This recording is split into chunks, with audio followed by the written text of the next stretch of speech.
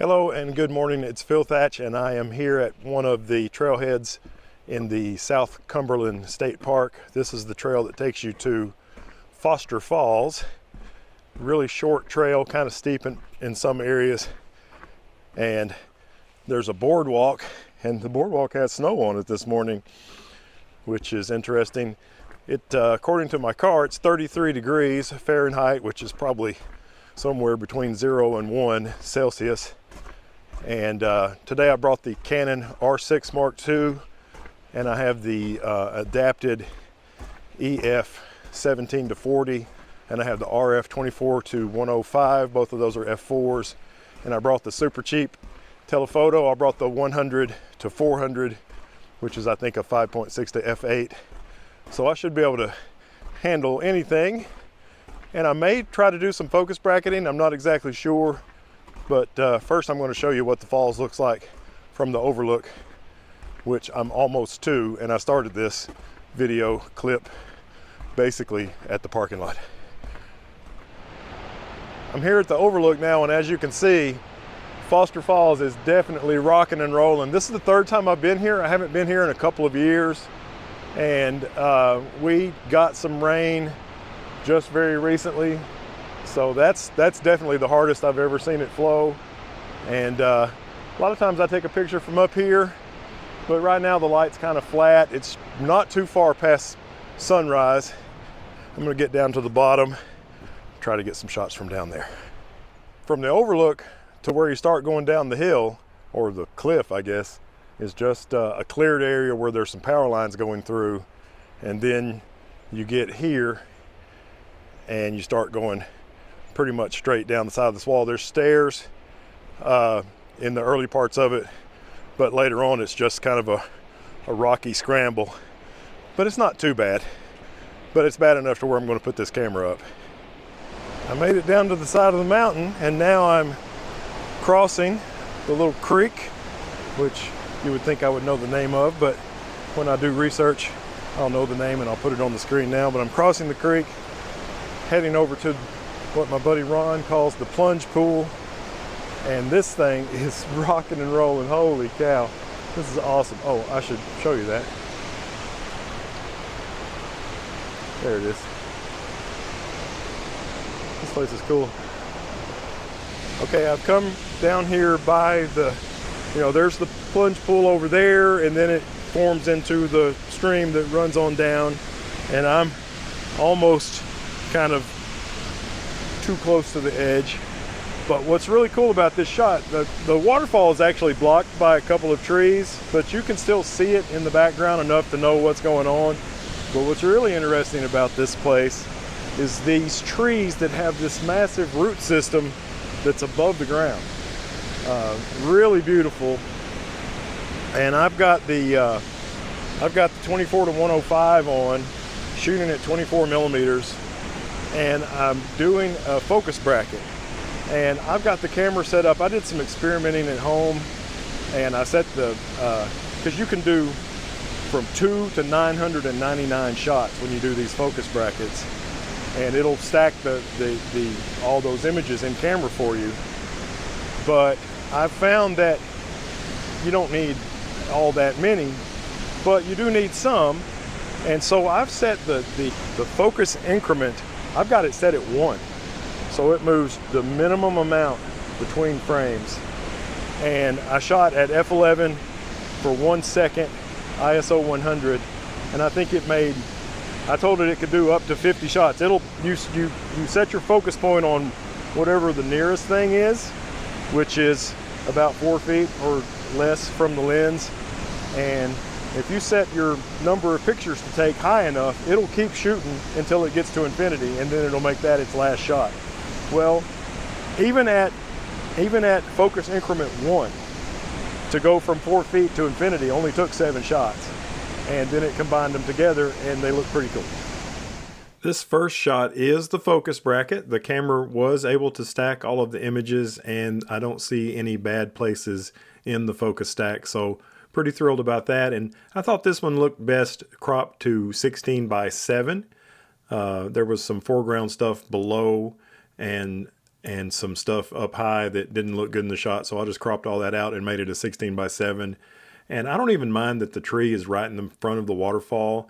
I think it looks really cool with the waterfall kind of rule of thirds on the right, and the coolest of the trees there on the left that has all the roots. And I kind of brightened that tree up just a little bit so that it would almost match the intensity of the waterfall. The mist coming off that waterfall is really something. And my first shot was kind of down there, right by the water, and I got pretty misty. And then I made some shots over here pretty close to these stones. But now, to try to keep the mist off of my lens, which, you know, this lens, these Maven filters wipe off really easy when they're covered with mist. And I always put the magnetic filter cap on top in between shots, and for some reason I always put it on upside down. But I've come back here and made another, and I'm focus bracketing all of these shots. Let's see what my settings were on this most recent one. This last one was 1/3 of a second f8 ISO 100, and let's see how many pictures it took to make this composite. 10 shots at about 35 millimeters using the smallest focus increment. The trouble with this shot is I'm framing the waterfall with the trees, which is really nice right here, but there's some, I think that's a Douglas fir that leans in, and the trees on both sides are really wobbling around because there's a lot of mist and wind coming off that waterfall. So they're going to be blurry in the shot, but otherwise it looks really cool. This second shot is kind of straight at it, and the focus bracket worked very well on this one also. And of course, this is another 24-105 shot, and that lens has virtually no focus breathing. So that helps the focus bracket and focus stack to work. But you can see the branches of those Douglas firs that were blowing around all over the place in the mist and the wind. Other than those being kind of not solid, everything else about this picture I'm pretty happy with. I came downstream a little ways to where you can't see the swinging bridge and you can't see the waterfall. I'm crazy about this fallen pine tree here in the stream or creek or whatever it is. It's really beautiful. I like that it still has some little stubs of branches coming off of it, and it kind of lays down in the water at a nice angle. And I set up a shot really low and did a focus bracket of it, trying to get that little spill right there in the background. So pretty happy with the way this one turned out. I just absolutely loved that log, like I mentioned in the previous video clip, and it turned out really well. The focus stack turned out pretty good. Some of the branches pointing straight up on the log, it looks like the focus stack didn't quite work, and so I tried to manually do it in Photoshop, and it didn't work there either. So I don't know what's up with that, but sometimes focus stacks just don't work. And so I feel better that the camera wasn't able to do it and I wasn't able to do it. Let me show you where I was standing for the log shot.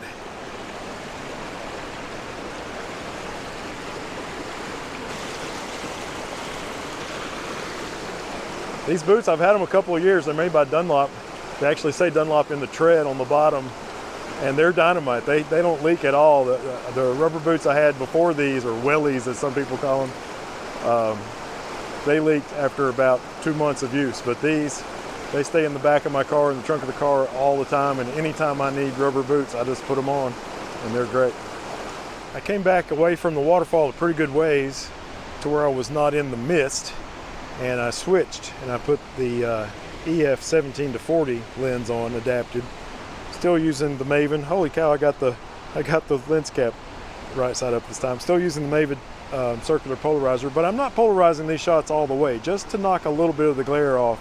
Sometimes you can knock too much of the glare off and it takes the depth out of the photo, so I'm just toning it down a little. But what I want to do is go back up to that root system and get an even wider shot of it with the falls in the shot.